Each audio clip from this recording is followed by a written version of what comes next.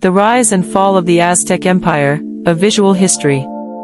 Imagine a city more dazzling than anything Europe had seen, a city built on a lake, with gleaming temples, intricate canals, and markets brimming with goods from hundreds of miles away. Now imagine that this city, the heart of a mighty empire, would vanish in less than 2 years. This is the story of the Aztec Empire, how it rose from humble beginnings to dominate Mesoamerica, and how it crumbled under the weight of ambition, alliances, and fate. From sacred rituals to imperial conquests, from the glorious city of Tenochtitlan to the final siege that ended an era, this is the rise and fall of one of history's most powerful and misunderstood civilizations. Stay with us as we uncover the full visual story. 1. Origins in the wilderness. The story of the Aztec Empire begins not with power, but with struggle. Around the 12th century, a nomadic tribe known as the Mexica began migrating south through what is now northern Mexico. They were poor, landless, and scorned by more established city-states. Wherever they went, they were chased off or forced into servitude. But the Mexica had something others didn't: vision, adaptability, and a belief in destiny. According to legend, their gods had promised them a land where they would see an eagle perched on a cactus, devouring a snake. That sign, they believed, would mark their promised land. In 1325, after years of wandering, the Mexica finally saw the sign, on a swampy island in the middle of Lake Texcoco. To others, it was a wasteland. To the Mexica, it was destiny. They founded Tenochtitlan, a city that would grow into the greatest metropolis of pre-Columbian America. But first, they had to survive. 2. Building the city of the gods. At first, the Mexica were forced to serve the powerful city-state of Azcapotzalco, providing military service and tribute.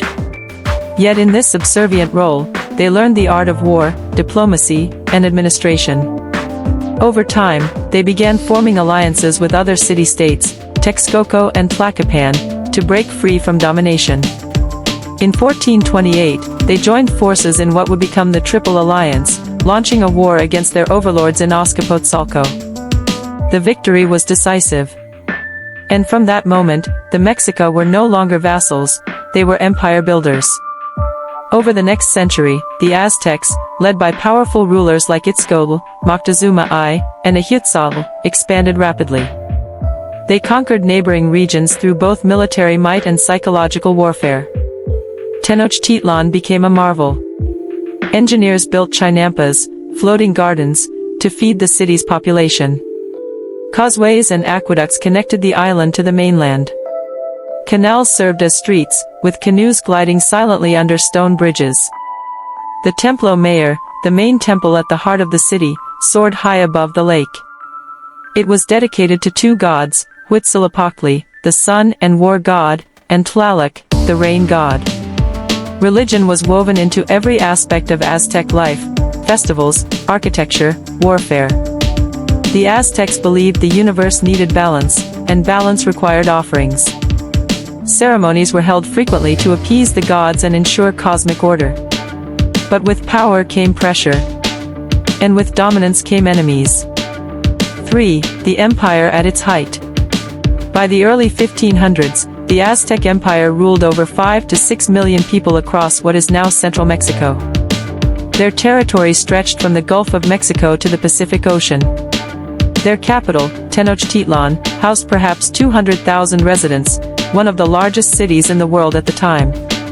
Markets buzzed with activity. You could find obsidian blades, cacao beans, jade jewelry, textiles, and exotic feathers brought from faraway lands. The economy ran on tribute, bartering, and taxation from conquered peoples. But not all was peaceful. While some cities cooperated with the empire, others chafed under Aztec rule. Tlaxcala, in particular, remained defiantly independent. The Aztecs viewed them as a challenge. The Tlaxcalans saw the Aztecs as oppressors. This tension would play a pivotal role in the empire's fall. Meanwhile, leadership passed to Moctezuma II in 1502. An educated and deeply religious man, he expanded the empire but became increasingly authoritarian and superstitious. He surrounded himself with omens and advisors, becoming isolated from his people. Then, in 1519, a new force arrived, one that neither priests nor warriors had foreseen. 4. The arrival of the Spaniards. On the coast of Veracruz, strange sails appeared on the horizon. Hernán Cortés, a Spanish conquistador, had landed with just over 600 men, a few cannons, and a lust for gold and glory. The Aztecs watched cautiously as the Spaniards made contact with local tribes. Cortés, cunning and ambitious, quickly formed alliances with the Totonacs and then the Tlaxcalans, longtime enemies of the Aztecs. These alliances would prove fatal to the empire. As Cortés moved inland, he was greeted not with resistance, but with intrigue. Moctezuma, believing Cortés may be linked to the return of the god Quetzalcoatl, sent gifts, gold, food, and precious feathers. This only fueled the Spaniards' desire. In November 1519, Cortés entered Tenochtitlan. Moctezuma welcomed the Spaniards into the heart of his empire, offering them lodging and gifts. It was a fatal miscalculation. Cortés took the emperor hostage, hoping to rule through him. But tension grew. The Spanish desecrated temples. The Aztecs grew restless. Then, Cortés left briefly to confront a rival Spanish expedition. While he was gone, the Spanish lieutenant Pedro de Alvarado ordered a massacre during a sacred festival. When Cortés returned, the city had erupted into chaos. Moctezuma was killed, either by the Spanish or by his own people. The details remain uncertain. Cortés and his men fled during the La Noche Triste, or Night of Sorrows, suffering heavy casualties as they tried to escape the enraged Aztecs. But the damage was done. 5. The fall of Tenochtitlan. The Spaniards regrouped with their allies and returned with a vengeance. In 1521, they laid siege to Tenochtitlan. The once glorious city was now isolated. Disease, smallpox, brought by Europeans, swept through the population, killing thousands, including the new Emperor Cuitlahuac. The siege lasted nearly 80 days.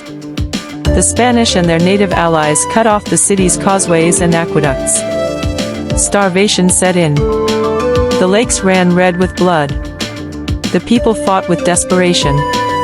Streets that once echoed with celebration now burned with fire and sorrow. On August 13, 1521, the final resistance collapsed. Emperor Cuauhtémoc, a young but valiant leader, was captured. He asked to be killed with honor. Cortés refused. He wanted information about hidden gold. Tenochtitlan was in ruins. The city was leveled. Temples were torn down. The canals filled in. On the ruins, the Spanish built a new city, Mexico City. The Aztec Empire was no more. 6. Legacy of the Aztecs.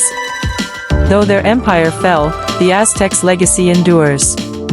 Their descendants still live throughout Mexico, many preserving Nahuatl, the Aztec language, and practicing traditional customs. Archaeologists have uncovered vast parts of Tenochtitlan, including the Templo Mayor, buried beneath modern streets. The Aztecs left behind a rich heritage of art, mathematics, astronomy, agriculture, and engineering. Their calendars were incredibly precise. Their medical knowledge included herbal remedies still used today. And despite the brutality of conquest, the fusion of Spanish and Aztec cultures gave rise to modern Mexican identity. Today, the eagle on a cactus, just as the Mexica saw centuries ago, stands proudly in the center of the Mexican flag, a symbol of resilience, destiny, and memory. The story of the Aztecs is one of vision, courage, tragedy, and survival. From a wandering tribe to the rulers of a dazzling empire, they remind us that greatness can rise from the most unlikely places, and that even the strongest empires can fall. If you found this story compelling, subscribe for more deep dive history stories that bring the past to life through powerful storytelling. Like, comment, and share your thoughts below. What surprised you most about the Aztecs? And which civilization should we cover next? Until then, remember, history isn't just in books. It's beneath your feet, written in stone, waiting to be rediscovered.